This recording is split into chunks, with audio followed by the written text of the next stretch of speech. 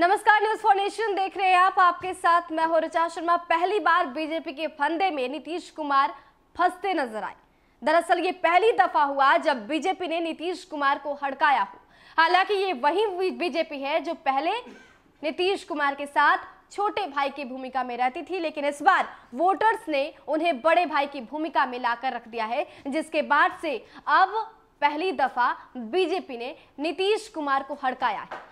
इस बार जो मुद्दा था वो मेवालाल चौधरी का था। दरअसल मेवालाल चौधरी को नीतीश कुमार ने पहले मंत्री बनाया और उसके बाद शिक्षा मंत्री का पदभार दे दिया, जिसके बाद से बीजेपी को ये नागवार लगा और बीजेपी ने नीतीश कुमार को हड़काया कि जितनी जल्दी हो सके उनसे इस्तीफा ले।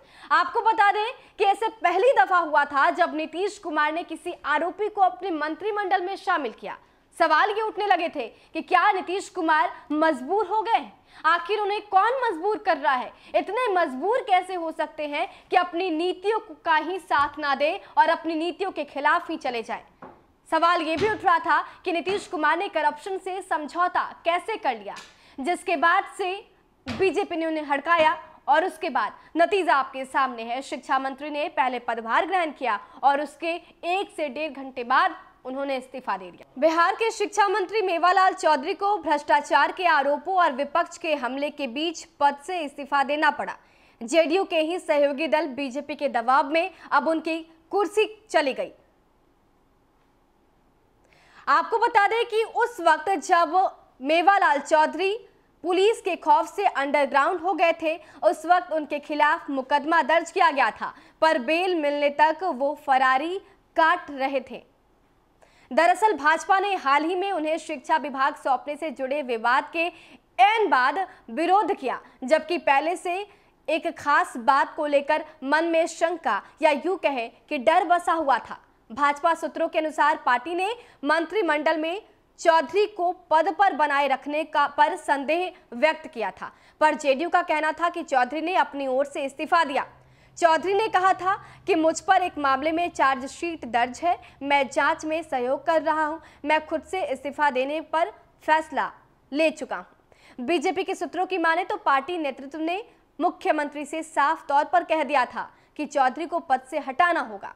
भाजपा के एक शीर्ष नेता ने जिक्र किया कि पार्टी ने तत्कालीन राज्य के एक प्रतिनिधि मंडल का नेतृत्व किया था जो उस समय चौधरी के खिलाफ कार्रवाई की मांग कर रहे थे। साथ ही बताया कि ये ओपन शट केस है, इसमें और कोई भी चारा नहीं है।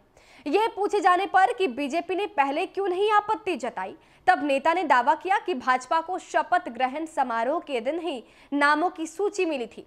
बकौल भाजपा नेता, हमने उनसे उस बारे में इसलिए नहीं पूछा क्योंकि बदले में हम नहीं चाहते थे कि सवाल करें कि हमने 2 उप मुख्यमंत्री क्यों नियुक्त किए। आपको बता दें कि बिहार के शिक्षा मंत्री मेवालाल चौधरी ने गुरुवार को पद से इस्तीफा दे दिया। दरअसल भ्रष्टाचार के आरोपों के बावजूद चौधरी को मंत्री बनाए जाने पर विवाद पनपा था। नीतीश कुमार कैबिनेट में एक मंत्री के तौर पर शपथ लेने के 3 दिन बाद ही उनका इस्तीफा आया था। मेवालाल चौधरी को शपथ के दिन बाद में मंगलवार को प्रभार मिला। उन्होंने अपराह्न 1 बजे प्रभार संभालने के तत्काल बाद अपना इस्तीफा भेज दिया। मेवालाल चौधरी मुख्यमंत्री नीतीश कुमार के नेतृत्व वाले जेडीयू के सदस्य हैं।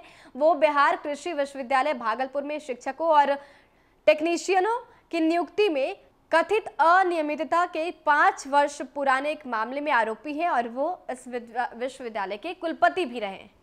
तो जब मीडिया ने सवाल किया तो बीजेपी के शीर्ष नेताओं का यही कहना था कि क्योंकि उस दिन शपथ ग्रहण था और उसी दिन लिस्ट सौंपी गई थी, ऐसे में हमने भी 2 उप मुख्यमंत्री बनाया तो हम उस समय चुप रहे। लेकिन उसके बाद अब ये खबर आ रही है कि बीजेपी ने ही नीतीश कुमार को हड़काया कि ऐसा बिल्कुल नहीं होना चाहिए, उन्हें किसी भी कीमत पर इस्तीफा देना होगा।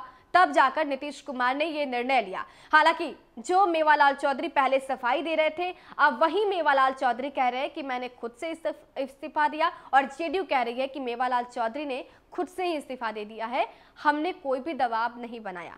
हालांकि जिस तरीके से बिहार का सिनेरियो दिख रहा है, ऐसे में यह कहना बिल्कुल गलत नहीं होगा कि बीजेपी किसी और इशारा कर रही है और बिहार की राजनीति में एक नया रंग देखने को मिल सकता है। फिलहाल के लिए इतना ही। बने रहे हमारे साथ और देखते रहे न्यूज फॉर नेशन। नमस्कार।